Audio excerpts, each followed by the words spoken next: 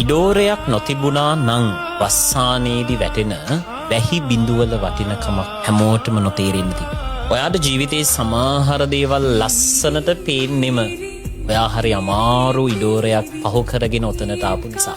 සමහර මිනිස්සුන්ගේ මේ වෙනකොට ජීවිතේ ගත වෙන්නේ හරි දුෂ්කර කාලයක්.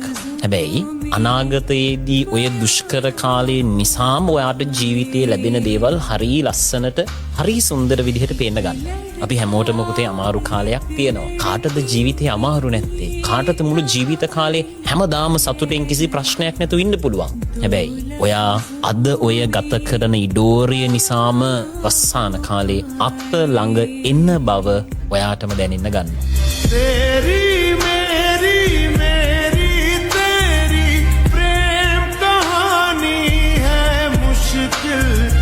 दो लफ्ज़